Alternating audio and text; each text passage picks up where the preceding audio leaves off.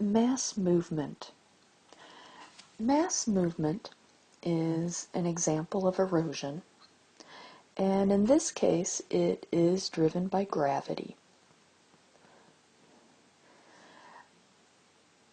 Our definition of mass movement is rock and soil moving downward, hence the gravity component.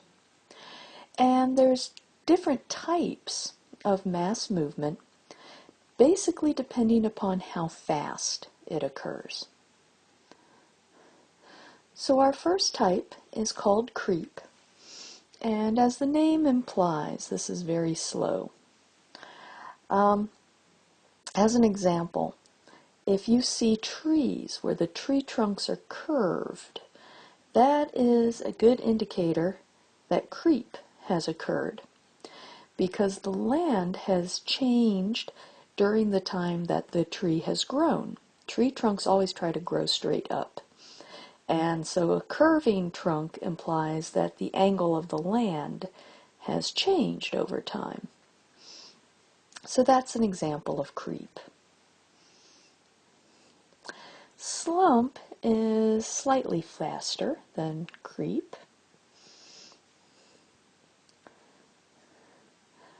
Where creep might take many years, slump we might be looking at the course of months.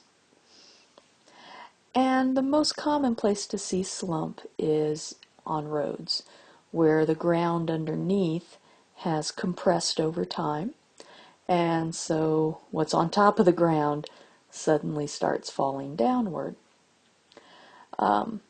This happens when you build on landfills or places where there's rotting trees and things underground. As they rot, the ground compresses,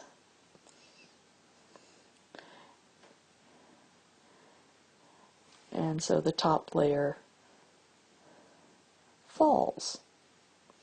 Now this is not the same as a sinkhole.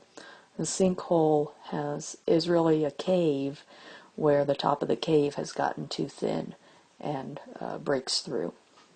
So here it's really just the compression of the ground, and as it compresses down, whatever happens to be on top of it suddenly finds itself moving downward as well. Rockfalls, of course, are the fastest. So here, suddenly a rock breaks loose and tumbles down a hill.